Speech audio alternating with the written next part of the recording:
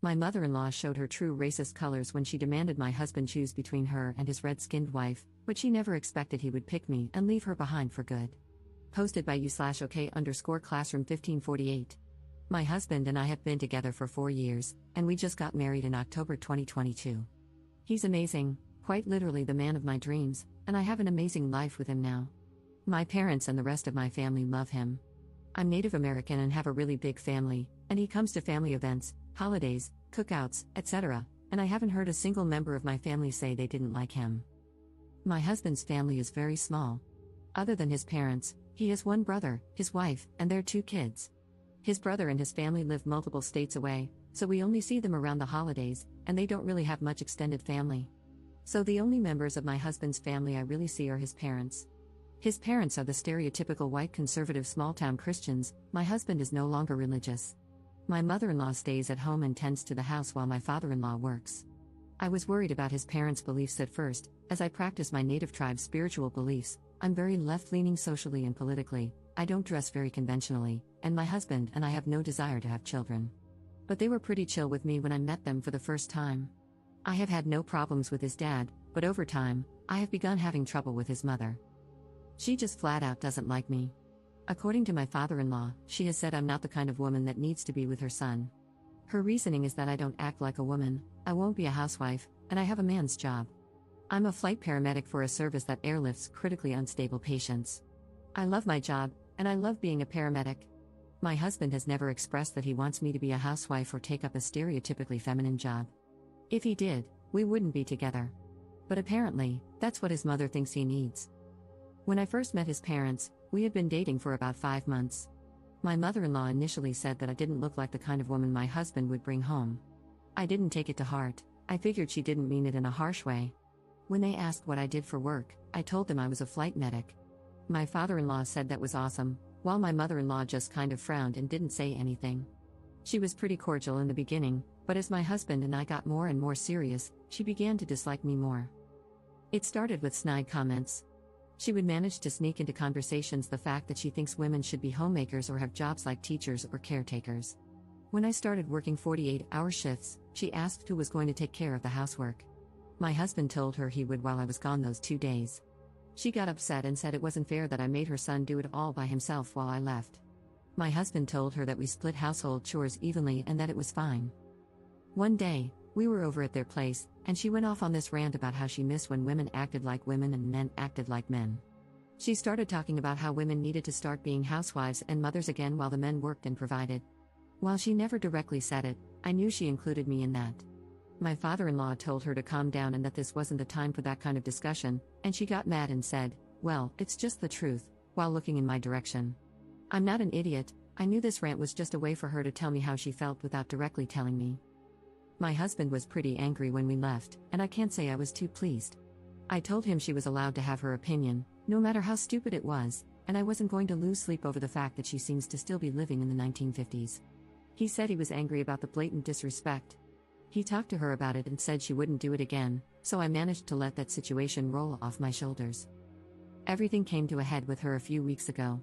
My father-in-law invited us over for dinner, so we went. My cousin is getting married in a few months, and my husband mentioned that we were going to the wedding. It will be a traditional wedding in accordance with our tribe's customs. My father-in-law said that was cool, and my mother-in-law asked if there was going to be alcohol there. I didn't really see how that was an issue, so I said yes. She responded with, "Son, you don't need to be around all that drinking." My husband said it was fine and that it wouldn't be a problem. She said, "No, you don't need to go. It's not safe if there's going to be alcohol there." I asked, "Why wouldn't it be safe? It's not like we're going to be at a bar. It's just going to be my family." She then said, "Well, some people can get violent when they drink." I knew exactly what some people meant and that this was a racist remark. I told her that no one would be getting violent and that everyone would have a designated driver. My husband then said that we were going and that there wasn't going to be any negotiation about it because he was a grown man and could make decisions for himself. That just made her more upset, and she started going off about how it wasn't a good idea for him to be around a bunch of drunk people. After my father-in-law told her to calm down, my husband asked why it mattered so much to her anyway since it's not like we were forcing her to go with us. She then said, "I just don't think it's a good idea for you to be around a bunch of drunk Indians." I was in shock. I knew this was what she meant, but I didn't think she had the balls to flat out say it. I said, "You can't be serious." She proceeded to tell me, "I'm serious. I know how you people are, and I don't want my son around it." My husband began to lose it and started yelling at her. I honestly didn't have a response to that. I was just dumbfounded, as was my father-in-law.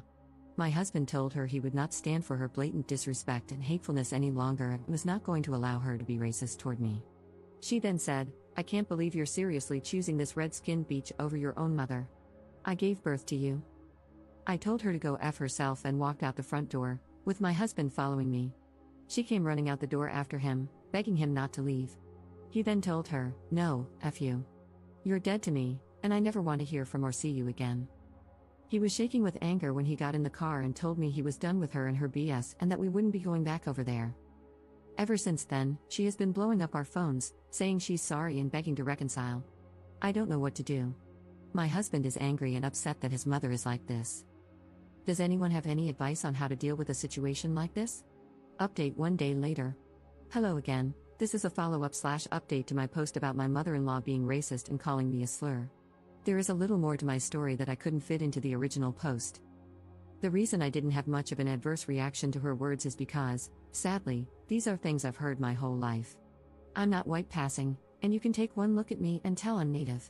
I think what shocked so many people about what my mother-in-law said is that many believe explicit racism like that is a thing of the past when, in reality, it is still very much alive in the minds of some.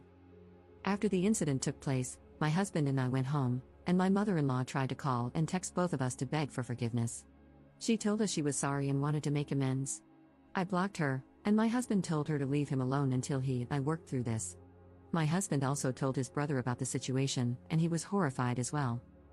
My father-in-law also contacted us and said he was sorry for what had happened.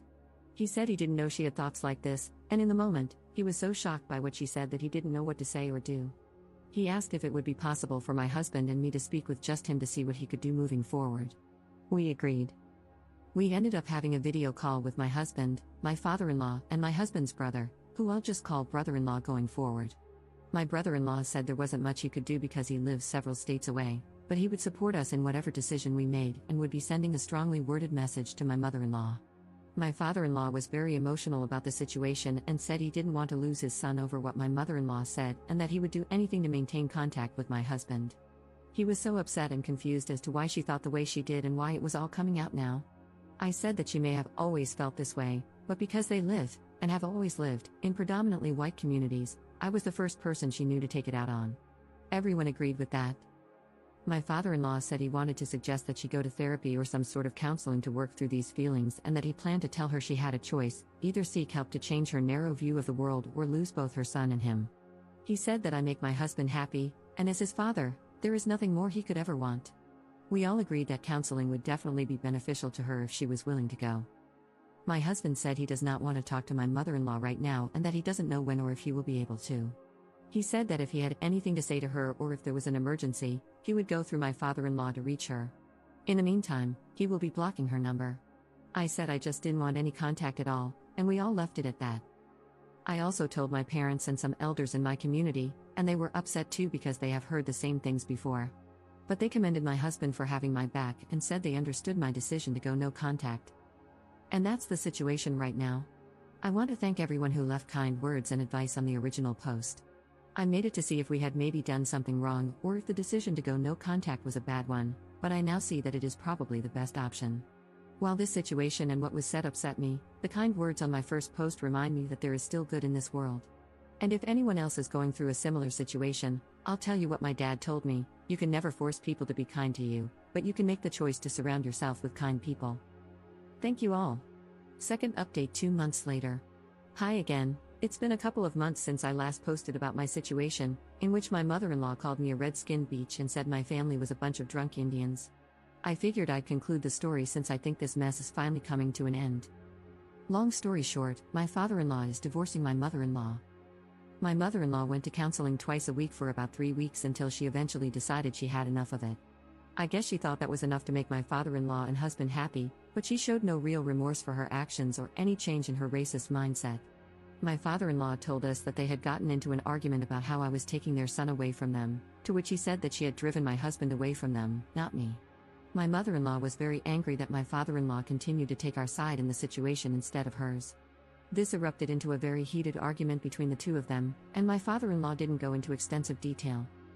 She ended up saying more bad things about me, how I had torn her family apart, made a mockery of her, stolen her son, and pushed her husband and other son away from her. In reality, if she had just kept her mouth shut, this all could have been avoided. My husband is pissed, naturally. I can't say I feel much emotion about it, though.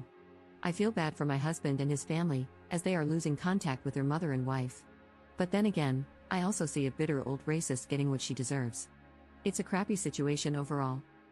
My father-in-law said my mother-in-law was so angry she left the house and is staying with a friend for the time being while lawyers sort things out. He is still very upset, which I understand. He told me he felt terrible about the whole thing, but he didn't want to remain married to an evil woman, someone who would drive his children away. He told me that he understands he is not a perfect man, has made mistakes, and hasn't always been the most accepting or open-minded, but he wants to become a better person and try to understand people of other cultures and identities. I greatly respect that. So, in an attempt to lift his spirits, I offered to take him to a powwow a couple of weeks ago, and he accepted. My husband has gone with me several times, but this would be my father-in-law's first experience with anything like that. I introduced him to my family, and he was very respectful. He had a blast. We danced, sang, listened to the music, and ate until our stomachs were about to pop. He thanked my family and me for letting him be a part of this and said he hadn't had this much fun since he was a young man. My family and I thanked him for being a good person and sticking by my husband and me through such a messy situation. My father tried to console him by saying that sometimes the best way to grow is to cut ties with toxic people who will hold you back. Honestly, I think this is the best this could have gone, and I'm so happy my husband didn't have to cut ties with both his parents because he's always been so close to his father. I can see that my father-in-law is trying to be a good person and become a more accepting and supportive guy. I'm very happy about that. I'd like to again say thank you to those of you who left such positive comments on my previous posts. It really means a lot to me and makes me happy to know that there are people with good hearts out there. And to any natives who have dealt with or are dealing with racist comments, discrimination, or being called racial slurs, never stop existing, because our existence is the biggest form of rebellion. We're still here, and we're not going anywhere. Thank you, all of you kind internet strangers. Peace and love always.